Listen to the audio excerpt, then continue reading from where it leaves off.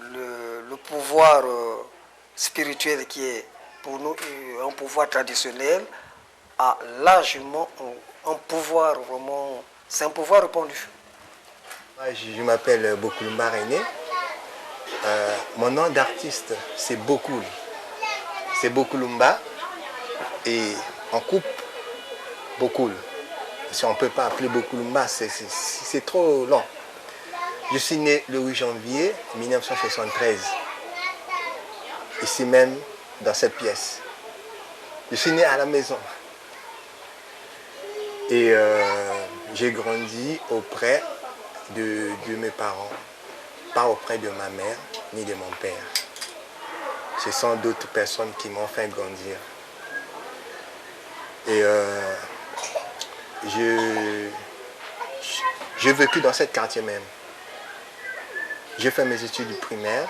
Juste à côté, là, on appelle ça école de la mosquée, école Marcel Bissila.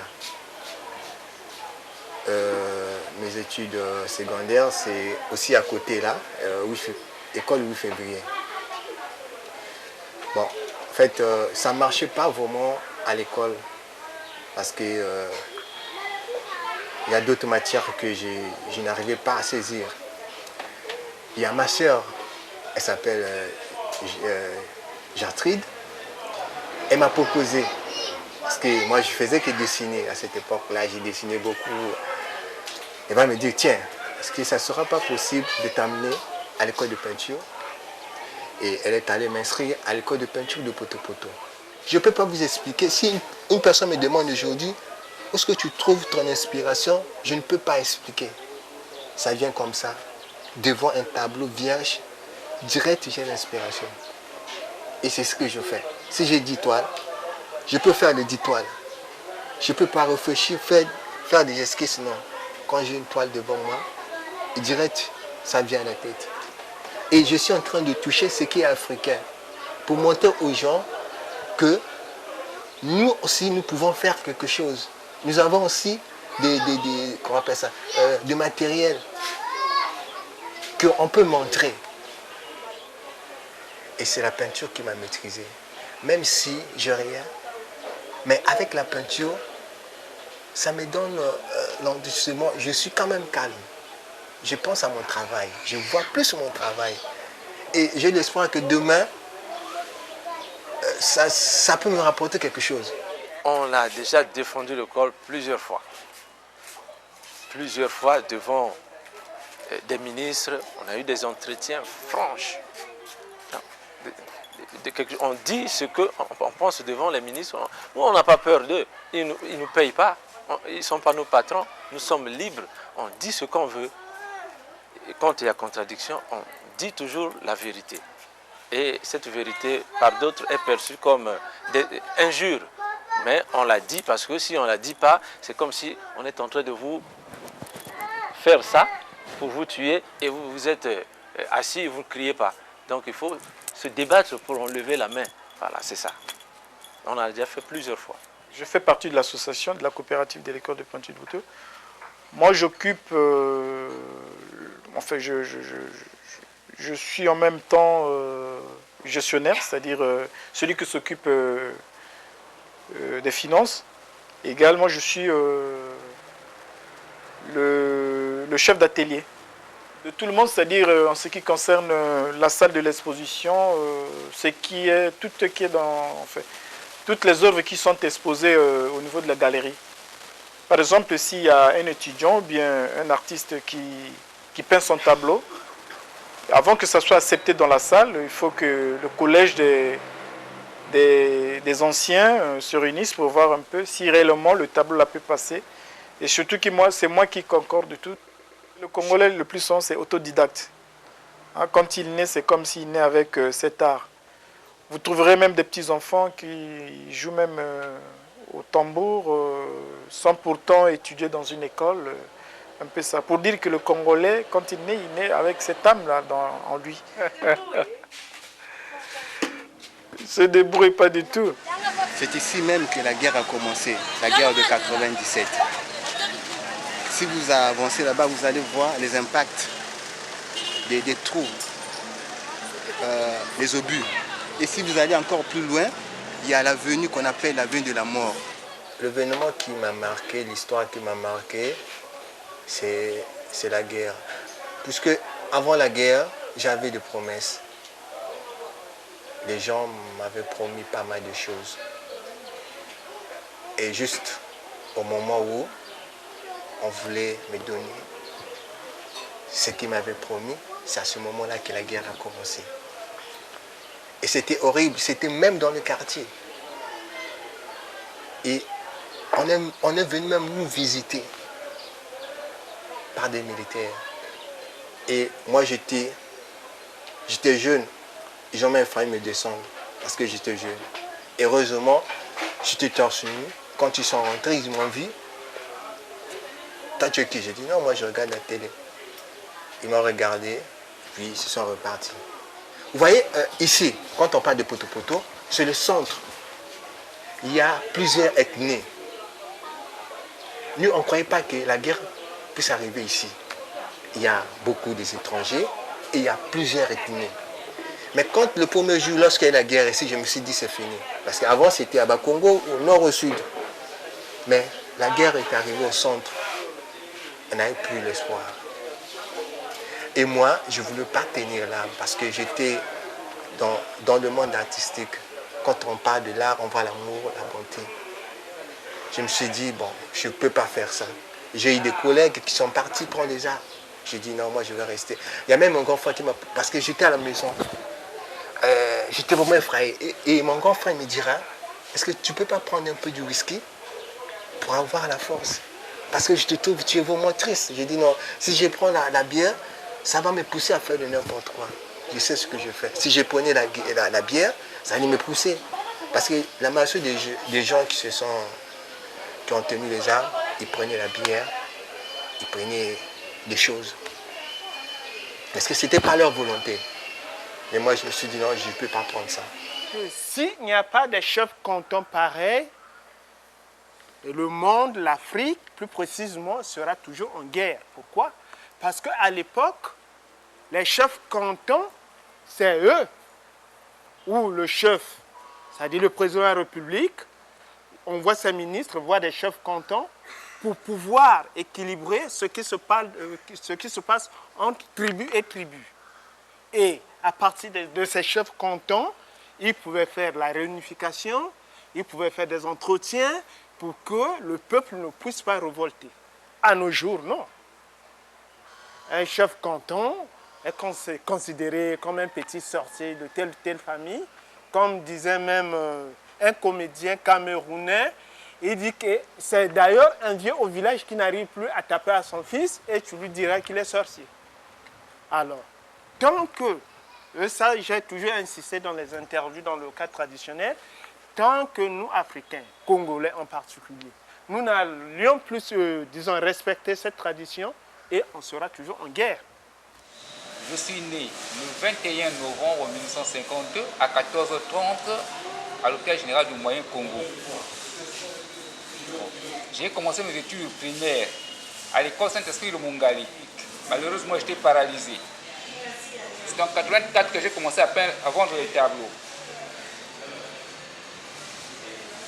J'ai fait des expositions jusqu'en France. Malheureusement, ce n'est pas moi qui voyageais, c'était mon directeur qui voyageait. En principe, depuis mon enfance, j'ai toujours aimé la nature. J'ai toujours aimé la nature, la tradition. Mais au départ, je faisais aussi je dessinais des portraits. Mais avec le temps, j'ai essayé de modifier tout ce que j'apprenais parce qu'il faut créer. Et non seulement ça, pour repeindre, il faut avoir une spontanéité, avoir une technique intellectuelle. Il faut aussi créer, ne pas copier. Cette école, pour moi, c'est quoi? C'est l'image de l'Afrique. Donc, il faut peindre tout ce qui est africain ici. Tout ce qui est africain, nous devons peindre. Donc, nous devons démontrer nos cultures à nous ici. C'est pourquoi je suis ici. C'est Ngaluchu Mariam. Je vais me présenter comme une élève de l'école de peinture de Poto-Poto. Et je suis arrivée ici, j'ai fait un peu plus de... Ça, c'est ma 3e mois ici aujourd'hui. Et je suis très contente Là, nous voyons le fruit. Ah oui, c'est le marché. Et ça, c'est des brasas. Et puis ça, c'est le village Mbey. Ce n'est pas encore fini, mais je vais finir ça tout à l'heure. Quand on était jeune, on entendait de Brazza, de Brazza. Mais avec l'événement qui s'approche, on a beaucoup entendu de lui. Pour moi, je crois que je vois comme s'il est vivant. C'est le diplomate d'aujourd'hui. Il avait des idées, il avait déjà vu loin depuis longtemps. Mais comment je dis, ces atouts-là qu'on recherche à un diplomate d'aujourd'hui. Lui, il a vu loin. Lui, par rapport aux autres, il venait toujours pacifiquement, avec la parole, avec la considération de l'homme, avec le respect. Donc, il prenait l'homme, il plaçait l'homme dans sa vraie place. Donc, il respectait tout le monde, même les indigènes. Donc, c'est pour cela, aujourd'hui, on parle plus de Brazza que des autres. Donc, c'est quelqu'un comme il était encore vivant dans son œuvre. Il est là. Savonnier de Brazza, je dirais ceci pour son attachement avec des Noirs. Il n'était pas venu, par contre, pour la guerre, non. C'est quelqu'un qui avait déjà l'initiative d'intégrer un monde qui, lui, il n'a pas vécu. Voyez, donc ce n'était pas facile. Or, au fond, pour De Brazza, c'était de se familiariser avec ce monde noir. Pour lui, c'est une découverte. Pour lui, c'était la vie. Il n'a rien empoché. De Brazza n'est pas parti avec un sac plein d'or ou de fûts plein de mazout, de matière, je ne sais pas quoi, mais de matière première. Je crois que son seul truc qu'il avait, c'est la main tendue. Je vous salue, je m'en vais, restez bien. Je veux que demain, qu'on parlera de vous et moi. L'histoire fait preuve, l'histoire nous amène à la réalité.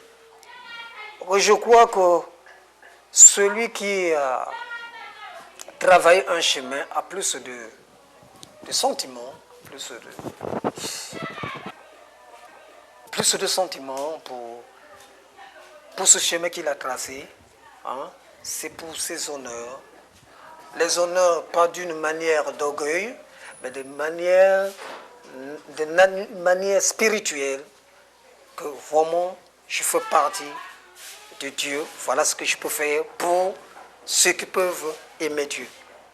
Ce qui fait l'histoire de paix, pas l'histoire d'agression, de force, de massacre, non. L'histoire spirituelle, l'histoire du cœur, l'histoire du sang, l'histoire de jouer le même rôle avec, comme De Brazza. Elle est sage-femme, elle fait accoucher, oui, sage-femme. J'ai tout à propos de tout ce que vous êtes venu me faire. C'est déjà un jour de ma part. S'il n'était pas peintre, je ne voulais pas vous rencontrer. Donc c'est tout ça là qui me donne surtout la joie. Moi je sais que De Brazza a fait, avant de signer Tétin avec De Brazza, il a fait 3 voyages. Quand il était venu, avant c'était je pense en 1875. Là c'était son premier voyage. Il est reparti puisque ça n'a pas marché. Il est reparti. Il est revenu en 1978, je pense. Et quand il était venu, il était tombé malade. Et il n'y avait plus de provisions. Il était obligé de repartir par le Gabon. Il est reparti par le Gabon. Et il est revenu en 1880. C'est à partir de là, il est passé par l'Ubangi. Et il était... En fait, je n'ai pas compris cette histoire. Il était très intelligent. Parce que quand on voit... quand j'ai lu l'histoire de Staline, il avait des armes lourdes. Mais lui, ce qu'il faisait, c'était la diplomatie. Il était venu avant. Il était venu avec un cœur de douceur, de réunir. C'est pour cela qu'il était vite accueilli. Il était vite reçu par des gens. Dans d'autres rives, il y avait la guerre. Parce qu'il était un peu violent.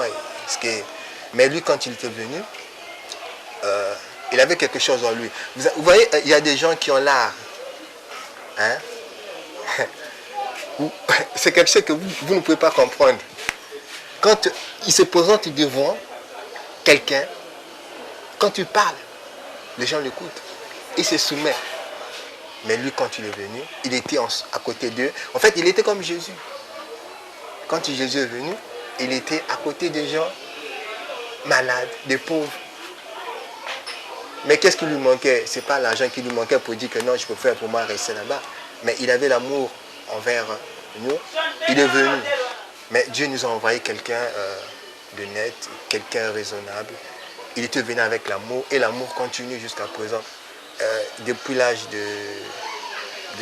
de 6 ans à 7 ans, que je suis resté auprès d'elle.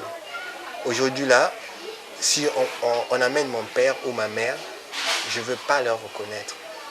Je m'appelle Romain Silver Mayolo, né le 23 septembre 1973 à Brazzaville. J'ai fait mes études primaires et secondaires à Brazzaville. J'ai commencé à l'école de peinture en 1993. C'est depuis mon enfance, quand je partais à l'école, j'aimais dessiner, peiner avec des crayons de couleur.